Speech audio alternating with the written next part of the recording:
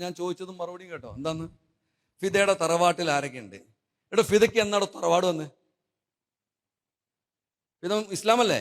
നിനക്ക് എവിടെയോ തറവാട്? ഇല്ല. ഈ തറവാട് എന്ന് പറഞ്ഞൊരു നായർ കൺസെപ്റ്റാണ്. ഇപ്പം ആശാരിമാരും പറയും തറവാട് എന്ന് പറയും, ഈഴവന്മാർ പറയും തറവാട് എന്ന് പറയും, ഫിദ പറയുന്നു തറവാടെന്ന്.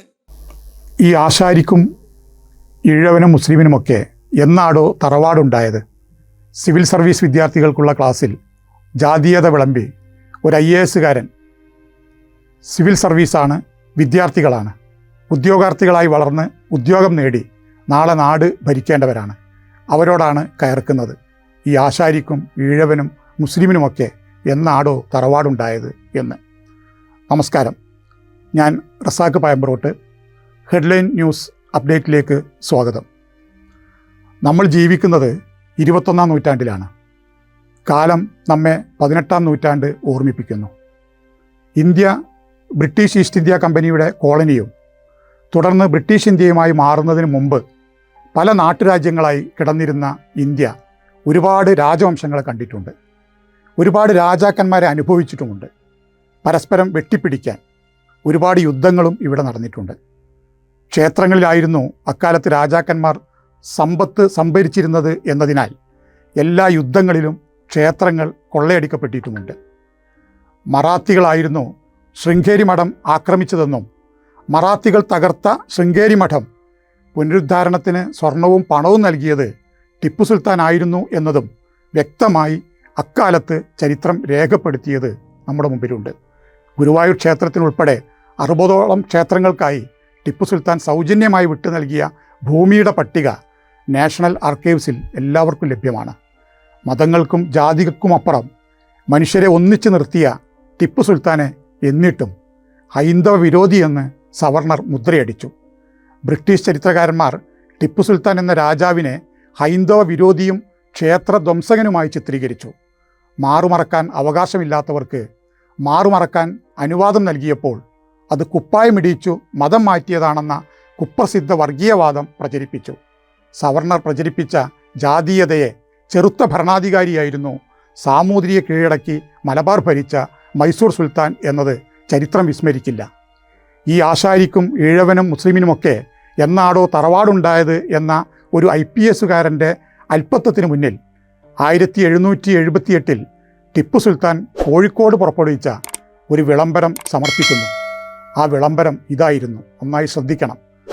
നായന്മാരുടെ സ്ത്രീകൾ 10 പുരുഷന്മാരുമായി ബന്ധപ്പെടുകയും അശ്ലീല വൃത്തികളിൽ നിർബാധം ഏർപ്പെടുവാൻ നിങ്ങളുടെ അമ്മമാരെയും സഹോദരിമാരെയും നിങ്ങൾ അനുവദിക്കുകയും തൽഫലമായി ഈ രാജ്യത്തിലെ ജനങ്ങളെല്ലാം വ്യഭിചാരത്തിൽ നിന്നും ജനിക്കാൻ ഇടവരികയും വയലിൽ മേഞ്ഞു നടക്കുന്ന മൃഗങ്ങളെക്കാൾ മോശമായ നിലയിൽ നിങ്ങൾ പെരുമാറുകയും ചെയ്യുന്നതായി ഞാൻ മനസ്സിലാക്കിയിരിക്കയാൽ ഈ പാപപൂർണമായ ജീവിതവൃത്തി ഉപേക്ഷിച്ച് മനുഷ്യ സമുദായത്തിലെ മറ്റു ജനതകളെപ്പോലെ ജീവിക്കുവാൻ നിങ്ങളോട് ഞാൻ ഇതിനാൽ ആവശ്യപ്പെടുകയും ചെയ്യുന്നു. ഓർമ്മിക്കുക, ഈ വിളംബരത്തിൻ്റെ വിശദാംശങ്ങൾക്കായി KG നാരായണൻ രചിച്ച ഈഴവ തീയ ചരിത്രപഠനം എന്ന ഗ്രന്ഥത്തിലെ നായർ ഈഴവ ലഹള എന്ന 35-ാം അധ്യായം ഒന്ന് എടുത്തു പരിശോധിച്ചാൽ മതിയാകും. ചാതുർവർണ്ണ കാലഘട്ടത്തിൽ ഇതിലൊന്നും ഉൾപ്പെടാത്ത പഞ്ചമർ ഇവിടെ ഉണ്ടായിരുന്നു എന്നുകൂടി നമ്മൾ ഓർക്കണം. ചാതുർവർണ്ണത്തിലെ ശൂദ്രരെയാണ് ഇവിടെ പരാമർശിക്കുന്നത്. സംബന്ധം 2 രീതിയിലാണ് ശൂദ്രർക്ക് ഇടയിൽ നിലനിന്നിരുന്നത്. ഒന്ന്, സനാതന ധർമ്മവ്യവസ്ഥയുടെ പേരിൽ ശൂദ്ര സ്ത്രീകളെ ലൈംഗിക അടിമകളാക്കി ഹിന്ദു ആചാരങ്ങളുടെ പേരിൽ വിവാഹം കഴിക്കാൻ സാധിക്കാതിരുന്ന നമ്പൂതിരി ഇല്ലങ്ങളിലെ അഫൻ നമ്പൂതിരിമാരാണ് ഇതിന് തുടക്കം കുറിച്ചത്. ഇതിന് ദൈവിക പരിവേഷം നൽകാൻ ചാതുർവർണ്ണത്തിലെ 1-ാം വർണ്ണമായി പരിഗണിക്കപ്പെട്ട ബ്രാഹ്മണ്യത്തിൻ്റെ അടിസ്ഥാനമായ ശുദ്ധിചിന്തയും ഉപയോഗപ്പെടുത്തി. 2, ബ്രാഹ്മണരുടെ സ്വത്ത് തട്ടിയെടുക്കാൻ ശൂദ്ര പുരുഷന്മാർ തങ്ങളിലെ സ്ത്രീകളെ തന്നെ ഉപയോഗിച്ച രീതി. രണ്ടും പക്ഷേ സ്ത്രീയെ വെറും ശരീരമായി മാത്രം കാണുന്ന ഹിന്ദു പുരുഷാധിപത്യ വ്യവസ്ഥിതിയുടെ ഭാഗമായിരുന്നു. ബ്രാഹ്മണരിൽ നിന്നും സ്വന്തം അമ്മയെയും പെങ്ങളെയുമൊക്കെ ഉപയോഗിച്ച് നായർ, വാരിയർ, മേനോൻ അടക്കമുള്ള ശൂദ്ര പുരുഷന്മാർ തട്ടിയെടുക്കുന്ന സ്വത്തുക്കൾ കൈകാര്യം ചെയ്തിരുന്നത് പക്ഷേ ശൂദ്ര വീടുകളിലെ പുരുഷന്മാരായിരുന്നുവെന്ന് ചരിത്രത്തിൽ കാണാം. അതായത് ശൂദ്രപുരുഷന്മാരുടെ സുഖലോലുപതക്കും അഫൻ നമ്പൂതിരിമാരുടെ ലൈംഗിക സംതൃപ്തിക്കും വേണ്ടി ശൂദ്ര സ്ത്രീകളെ ലൈംഗിക അടിമകളാക്കിയ ക്രൂരമായ വ്യവസ്ഥിതിയുടെ പേരാണ് സംബന്ധം. ടിപ്പു സുൽത്താൻ എന്ന ഭരണാധികാരി മുതൽ മാനവികത നെഞ്ചേറ്റിയ, മനുഷ്യനെ മനുഷ്യനായി കണ്ട ഒട്ടനവധി നവോത്ഥാന നായകരാണ് സംബന്ധം എന്ന ഈ അടിമത്വത്തിൽ നിന്നും സവർണ സ്ത്രീകളെ മോചിപ്പിച്ചത്. സംബന്ധം എന്നത് കേരളത്തിലെ നായർ സമുദായം, പ്രത്യേകിച്ച് ഈ ഹിന്ദുത്വ ആചാരത്തിൻ്റെ ഇരകളായ സ്ത്രീകൾ മറക്കാൻ ആഗ്രഹിക്കുന്ന ഒരേടാണ്. ആ ഏട്ടിലെ പശുവിനെയാണ് ഒരു IPSകാരൻ പുല്ലും വൈക്കോലും നൽകി ചാണകവും ഗോമൂത്രവും വാരി മേയിച്ച് നടക്കുന്നത്, സംബന്ധത്തെ മഹത്വവൽക്കരിക്കുന്നതും അതുവഴി നേടിയ തറവാട്ട് മഹിമയുടെ വലുപ്പം പറയുന്നതും നായർ സ്ത്രീകളോട് തന്നെ ചെയ്യുന്ന വലിയ അപരാധമാണ് എന്നോർക്കുക. ആ IPSകാരൻ ഒന്നുകൂടി അറിയുക, തറവാട് എന്ന പദത്തിൻ്റെ അർത്ഥം അദ്ദേഹം പറയുന്നതേ അല്ല. ഒരു ഗൃഹനാഥന് കീഴിൽ ഒരുമിച്ച് കഴിയുന്ന ബന്ധപ്പെട്ട വ്യക്തികളുടെ സമൂഹം അഥവാ കുടുംബം എന്നതാണ്. പാർപ്പിടം, വീട്, ഭവനം എന്നൊക്കെ തറവാട് എന്ന പദത്തിന് അർത്ഥങ്ങളുണ്ട്. 21-ാം നൂറ്റാണ്ടിൽ കേട്ട തറവാട്ട് മണ്ടത്തരം അഥവാ ഈ ആശാരിക്കും ഈഴവനും മുസ്ലിമിനുമൊക്കെ എന്നാടോ തറവാടുണ്ടായത് എന്നത് നമുക്ക് അദ്ദേഹത്തിൻ്റെ ഭാഗത്തു നിന്ന് തന്നെ കേൾക്കാം. കേട്ടതിന് ശേഷം നിങ്ങൾ അഭിപ്രായം എഴുതണം. അതിനാണ് കമൻറ്റ് ബോക്സ്. ഇതുവരെയും ഈ ചാനൽ സബ്സ്ക്രൈബ് ചെയ്യാത്തവർ ഈ ചാനൽ സബ്സ്ക്രൈബ് ചെയ്യുക. നോട്ടിഫിക്കേഷൻ അപ്പോൾ ലഭിക്കാൻ ബെല്ലൈക്കൺ അമർത്തുക.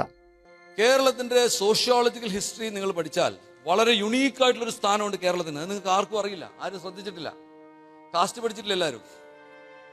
മെട്രിയാർക്കിയും പെട്രിയാർക്കിയും കേട്ടിട്ടുണ്ടോ? ഈ ലോകത്ത് പെട്രിയാർക്കിയാണ് നോം. എല്ലായിടത്തും പിതാവ് വഴി സ്വത്ത് വാങ്ങുക, അങ്ങനെ വന്നു. പുരുഷന്മാർ കേമന്മാർ, പുരുഷന്മാർ കല്യാണം കഴിച്ചു കൊടുത്താൽ സ്ത്രീക്ക് പിന്നെ ഈ കുടുംബത്ത് അവകാശം ഇല്ല, കുടുംബത്ത് അവകാശം പോയി, എല്ലാം പോയി തീർന്ന്. ഇതാണ് പെട്രിയാർക്കി. അപ്പോൾ പെട്രിയാർക്കൽ നോംസ് എന്ന് പറയുന്നത് ഈ ജെൻഡർ ബയസിന്റെ ഭാഗമായിട്ട് വളരെ രൂഢമൂലമായി നമ്മുടെ സമൂഹത്തിലുണ്ട്. സ്ത്രീകളൊക്കെ ഇപ്പോൾ ജെൻഡർ പൊളിറ്റിക്സിനെ കുറിച്ച് സംസാരിക്കുന്നവരൊക്കെ പെട്രിയാർക്കിയുടെ ഭാഗമാണ്, മറ്റാണ് തേങ്ങയാണ് മാങ്ങയാണെന്നൊക്കെ പറയും. ഒരു കാര്യം മാത്രം എല്ലാവരും മറന്നുപോയി, എന്താണെന്നറിയോ? ലോകത്തെമ്പാടും മെട്രിയാർക്കി എന്ന് പറഞ്ഞ് വേറൊരു സാധനമുണ്ട്. മരുമക്കത്തായം എന്നൊക്കെ നമ്മൾ പറയില്ലേ? അമ്മയിൽ നിന്ന് എൻ്റെ പേരെന്താന്ന് നിങ്ങൾക്കറിയോ? എൻ്റെ പേര് S. ശ്രീജിത്ത് എന്നാണ്. S. ശ്രീജിത്ത് എന്ന് പറഞ്ഞാൽ എന്താണെന്നറിയോ? എസിൻ്റെ ഫുൾ ഫോം സുഭദ്രാമ ശ്രീജിത്ത് എന്നാണ് എൻ്റെ പേര്. എൻ്റെ അമ്മയുടെ പേരാണ്. എൻ്റെ അമ്മയുടെ പേരിലാണ് ഞാൻ അറിയപ്പെടുന്നത്. ഇപ്പം ഈ ലോകത്ത് എവിടെ പോയപ്പോൾ ഞാനിപ്പോൾ കഴിഞ്ഞ 23-ാം തീയതി യൂറോപ്പിൽ നിന്ന് വന്നേ ഉള്ളൂ. ഔദ്യോഗികമായി യൂറോപ്പിൽ പോയി. എവിടെയെങ്കിലും ഒരുപാട് ഫ്ലൈറ്റ് കയറി മാറി ഇറങ്ങിയാൽ പോയത്. ഫ്ലൈറ്റിൽ അവസാനം ഞാൻ എത്തുക. എപ്പോഴും എന്തെങ്കിലുമൊക്കെ തിരക്കായിരിക്കും. ഞാനെപ്പോഴും ഭയങ്കര തിരക്കും, ഉറക്കമൊക്കെ ആയിട്ട് നടക്കും. ലൗഞ്ചിൽ പോയി കിടക്ക ഉറങ്ങും. അനൗൺസ് ചെയ്ത മിസ്റ്റർ സുഭദ്രമ, മിസ്റ്റർ സുഭദ്രമ. ശ്രീജിത്ത് എന്ന് ആരും എന്നെ വിളിക്കുന്നില്ല. കാരണം S. ശ്രീജിത്ത്, സുഭദ്രാമ ശ്രീജിത്താണ്. എൻ്റെ സന്തോഷം എന്താണെന്ന് വെച്ചാൽ എൻ്റെ അമ്മ മരിച്ച് ഇത്രയും കാലം കഴിഞ്ഞിട്ടും ജീവിച്ചിരിക്കുമ്പോൾ വലുതായിട്ട് മനസ്സമാനൊന്നും കൊടുക്കാൻ എനിക്ക് പറ്റിയിട്ടില്ല. ജോലി കയറുന്നതിന് മുമ്പ് ജോലിയും കിട്ടാണ്ട് നശിച്ചു പോകില്ല എന്നുള്ള സങ്കടമായിരുന്നു. ജോലി കയറി കഴിഞ്ഞപ്പോൾ എന്തൊക്കെയാണ് ഒപ്പിക്കാന്ന് അറിയാത്തതിൻ്റെ മനസ്സമാനക്കേട്. അങ്ങനെ എന്തുകൊണ്ട് അമ്മയ്ക്ക് മനസ്സമാനം കിട്ടിയിട്ടില്ല? ആ മനസ്സമാനം കിട്ടാത്ത അമ്മ മരിച്ചു കഴിഞ്ഞ് ഇത്രയും കാലം കഴിഞ്ഞിട്ട് അമ്മയുടെ പേര് വിളിച്ചിട്ട് ആംസ്റ്റർഡാമിൽ എയർപോർട്ടിൽ, സ്യൂറിക് എയർപോർട്ടിൽ, ഓസ്ലോയിൽ എന്നെ വിളിക്കുകയാണ്. Mister Subhadrama, mister Subhadrama, Subhadrama, gate is about to close, mister Subhadrama. ഇത് എന്താണ് ഇതിന്റെ പ്രത്യേകത? ഞാനിപ്പോൾ തമാശ എടുത്തൊക്കെ പറഞ്ഞെങ്കിൽ നിങ്ങൾ മനസ്സിലാക്കേണ്ട പ്രത്യേകത വെച്ചാൽ, ലോകത്ത് പെട്രിലീനിയലായിട്ട് പെട്രിയാർക്കലായിട്ട് ചിന്തിക്കുന്ന എല്ലാ സമൂഹങ്ങളും, മെട്രിയാർക്കിയിൽ വിശ്വസിക്കുന്ന എല്ലാ സമുദായങ്ങളെയും ട്രൈബൽസ് ആയിട്ടും പ്രിമിറ്റീവായിട്ടും ട്രീറ്റ് ചെയ്യുന്നു. നിങ്ങൾ അന്വേഷിച്ച് നോക്കൂ. Masais of Africa, Mundas Oraons of Bihar, Khasis of Meghalaya, Todas of Nilgiri, Hopi Indians of South America, Eskimos, ഇവരെല്ലാവരെയും ട്രൈബൽസ് ആണ്. അതായത് മരുമക്കത്തായത്തിൽ വിശ്വസിക്കുന്നവരെല്ലാവരെയും ട്രൈബൽസ് ആയിട്ടാണ് ലോകത്തെല്ലായിടത്തും കണക്കാക്കുക. അവർ അപരിഷ്കൃതരും അധകൃതരുമാണ്.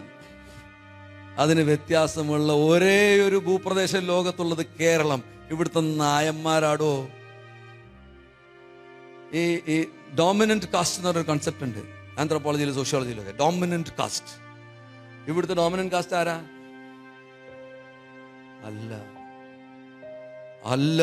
എന്താ ഡോമിനന്റ് കാസ്റ്റിന്റെ പിന്നെ ലക്ഷണങ്ങൾ എന്തൊക്കെയാണെന്നറിയോ? Dominant caste more in number അല്ല, നായന്മാർ വളരെ കുറച്ചേ ഉള്ളൂ.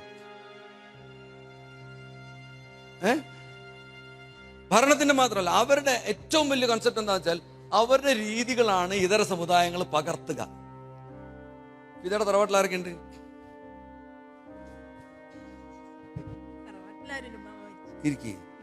ഞാൻ ചോദിച്ചതും മറുപടിയും കേട്ടോ. എന്താന്ന്? ഫിദയുടെ തറവാട്ടിൽ ആരൊക്കെയുണ്ട്? എടോ, ഫിദയ്ക്ക് എന്നാടോ തറവാട് വന്ന്? ഫിദ ഇസ്ലാമല്ലേ? നിനക്ക് എവിടെയോ തറവാട്? ഇല്ല. ഈ തറവാട് എന്ന് പറഞ്ഞൊരു നായർ കൺസെപ്റ്റാണ്. തറവാട് എന്ന് പറഞ്ഞ വാക്ക് നായരുടെ വാക്കാ. ഇവിടെ നിങ്ങൾക്ക് എല്ലാവരും ഇപ്പൊ തറവാട് എന്ന് പറയും. മനസ്സിലായോ? നമ്പൂരിയാണ് ഡോമിനന്റ് കാസ്റ്റ് എന്ന് വെച്ചാൽ നമ്മൾ ഇല്ലെന്നാ പറയാ, അല്ലെ മനാന്ന് പറയും. ഇപ്പം ആശാരിമാരും പറയും തറവാട് എന്ന് പറയും, ഈഴവന്മാർ പറയും തറവാട് എന്ന് പറയും, ഫിദ പറയുന്നു തറവാടെന്ന്. ഇവിടെ നിങ്ങൾക്ക് ജാതി ഇല്ല എന്നുള്ള അറിയോ? നിങ്ങൾക്ക് പ്രവാചകന് ജാതി ഉണ്ടായിനാ? ഇല്ല. പക്ഷെ ഇവരെന്ത് ചെയ്തെന്നറിയോ? ഇവിടെ ഒരു പ്രത്യേക ജാതിയുടെ ഭാഷകൾ മാത്രം ഉപയോഗിക്കുന്നു, സംജ്ഞകൾ മാത്രം ഉപയോഗിക്കുന്നു. അതാണ് ഡോമിനന്റ് കാസ്റ്റിന്റെ പ്രത്യേകത. അങ്ങനെ ലോകത്ത് മെട്രിയാർക്കൽ രീതിയിൽ ജീവിക്കുന്ന ഒരു സമുദായത്തിനെ ഡോമിനന്റ് കാസ്റ്റ് ആക്കിയിട്ടുള്ള ഒരേ ഒരു ഭൂപ്രദേശം ലോകത്ത്, ഒരേ ഒരു ഭൂപ്രദേശം കേരളമാകുന്നു. ഇതാണ് കേരളത്തിന്റെ സോഷ്യോളജിക്കൽ ഹിസ്റ്ററിയുടെ പ്രത്യേകത. എന്ന് പറഞ്ഞാൽ ഇവിടെ സ്ത്രീകൾ തീരുമാനിച്ചു എല്ലാം. ആരുടെ കൂടെ കിടക്കണം എന്ന് വരെ, സഹശയനം നടത്തേണ്ടത് ആരുടെ കൂടെയാണെന്ന് സ്ത്രീകൾ തീരുമാനിച്ചിരുന്ന നാടാണ് കേരളം. മനസ്സിലായില്ലേ? അതിനെ നമ്മൾ എന്തു പറഞ്ഞു? ഒരു കാലത്ത് ഇത് തെറ്റാണെന്ന് പറഞ്ഞു, ഭ്രാന്താണെന്ന് പറഞ്ഞു. കാരണം എന്താ? പെട്രിയാർക്കി, മറ്റേ ബ്രിട്ടീഷുകാരൻ പെട്രിയാർക്ക്. മനസ്സിലായോ? ഇവിടെ നിങ്ങള് മനു എസ് പിള്ള എന്ന് പറഞ്ഞ ആളെ കേട്ടിട്ടുണ്ടോ? ഐവറി ത്രോൺ എഴുതിയ ആള്. ഈ പറയുന്ന ഓർമ്മ വയ്ക്കാനുള്ള മോതിരം പോലെ കുട്ടികൾ നിലനിൽക്കണം, കുടുംബ ബന്ധങ്ങളെ ചേർത്ത് വയ്ക്കാൻ. നമുക്ക് എന്നാണ് കുടുംബ ബന്ധം ഉണ്ടായത്? മലയാളിക്ക് ഏത് കാലത്താണ് തന്ത ഉണ്ടായത്? 100 വർഷം പുറകോട്ട് പോയാൽ മലയാളിക്ക് സവർണ സമുദായങ്ങളിൽ പ്രത്യേകിച്ചും അച്ഛൻ എന്ന് പറയുന്നതിൻ്റെ അങ്ങനെ ഒരു സാധനം ഇല്ല. സംബന്ധക്കാരൻ, അമ്മയുടെ നായർ അല്ലെങ്കിൽ അമ്മയുടെ സംബന്ധക്കാരനേ ഉള്ളൂ. ഈ സംബന്ധക്കാരൻ വന്നിട്ട്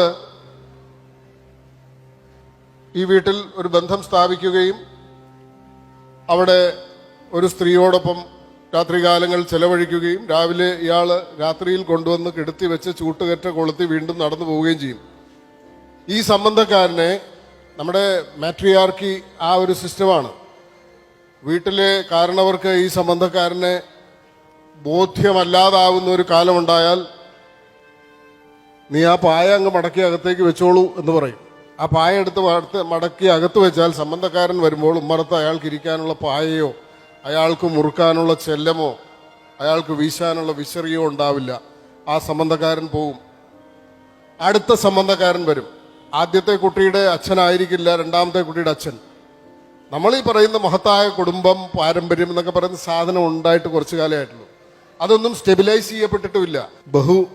ഭാര്യാത്വവും ബഹുഭർത്തൃത്വവും കേരളത്തിൽ നിലവിലുണ്ടായിരുന്നു. ഇന്നും ചരിത്രാതീത കാലത്തല്ല, 100 വർഷം മുൻപ് മരുമക്കത്തായം, ഫ്യൂഡലിസം ഒക്കെ ഉണ്ടായിരുന്ന കാലത്ത് അച്ഛൻ എന്ന് പറയുന്ന കുടുംബനാഥൻ എന്ന് പറയുന്ന സങ്കല്പമില്ല. അവന് നമ്മൾ ഈ പഴയതിൻ്റെ ഒരു മഹിമ, നമ്മുടെ കുടുംബം ഈ ഒരു ഫ്യൂഡൽ സംവിധാനത്തിൽ, കൂട്ടുകുടുംബ സംവിധാനത്തിലൊക്കെ ആളുകൾക്ക് ലീൻ ചെയ്യാനും പിന്നെ ഭാര്യയ്ക്ക് ഭർത്താവിനെ പരിചരിക്കാനും ഭർത്താവിന് ഭാര്യയെ മാത്രം പരിചരിക്കാനും ഒക്കെ ഉള്ളൊരു അന്തരീക്ഷമൊന്നും അന്നുണ്ടായിരുന്നില്ല. ആരൊക്കെയോ വെച്ച് വിളമ്പുന്നു, ആരൊക്കെയോ ഉണ്ണുന്നു, ആരൊക്കെയോ ഉറങ്ങുന്നു, കുട്ടികൾ ഉണ്ടാവുന്നു, ആരോ പള്ളിക്കൂടത്തിൽ അയക്കുന്നു എന്നൊക്കെ അല്ലാതെ ഒരു 2 വ്യക്തികളിൽ അധിഷ്ഠിതമായ കുടുംബ സമ്പ്രദായം നമുക്കുണ്ടായിട്ട് 10 60 വർഷമേ ആയിട്ടുള്ളൂ. അങ്ങനെ 2 വ്യക്തികളിലേക്ക് കുടുംബം ഒതുങ്ങുമ്പോൾ ഉണ്ടാകുന്ന കോൺഫ്ലിക്റ്റുകളെ അഭിമുഖീകരിച്ച് പഠിക്കുന്നതേ ഉള്ളൂ നമ്മൾ. സ്വാഭാവികമായിട്ടും ശൈഥില്യങ്ങളുണ്ടാവും. പക്ഷെ നമ്മൾ ഇപ്പോൾ ഡിവോഴ്സിന്റെ എണ്ണം പെരുകുന്നു എന്നൊക്കെ പറഞ്ഞിട്ട് നമ്മൾ വല്ലാണ്ട് വ്യാകുലപ്പെടുന്നുണ്ട്. പണ്ട് സംബന്ധക്കാരന്മാരുടെ എണ്ണം ഉണ്ടായിരുന്നു, ആ കണക്കാരും എടുക്കാത്തത് കൊണ്ടാണ്. ഒരു സ്ത്രീക്ക് ഒരു സംബന്ധക്കാരനാവാം, അയാൾ പോയാൽ അടുത്ത സംബന്ധക്കാരനാവാം. 2 പുരുഷന്മാർക്ക് ഒരു സ്ത്രീ ഭാര്യയാവാം. ഒരു സ്ത്രീക്ക് 2 ഭർത്താക്കന്മാരുണ്ടാവാം, ചേട്ടനും അനിയനും. അത് ഈ സ്വത്ത് വിഭജനവുമായി ബന്ധപ്പെട്ടിട്ടാണ്. കുടുംബ സ്വത്ത് വിഭജിച്ചു പോകാതിരിക്കാൻ വേണ്ടി ഒരു സ്ത്രീ ഉണ്ടെങ്കിൽ അല്ലെങ്കിൽ ചേട്ടനും അനിയനും കൂടെ ഒരു സ്ത്രീ മതി, ഒരു പെണ്ണ് മതി എന്ന് തീരുമാനിക്കുന്ന സമ്പ്രദായം കേരളത്തിൽ ഉണ്ടായിരുന്നു. ഇതൊക്കെ സാമുദായിക പരിഷ്കരണമുണ്ടായി, സാമൂഹ്യ പരിഷ്കരണമുണ്ടായി. 2 വ്യക്തികളിലേക്ക് കേന്ദ്രീകരിക്കുന്ന കുടുംബ സംവിധാനം നമുക്കുണ്ടായിട്ട് അധികം കാലമൊന്നും ആയിട്ടില്ല.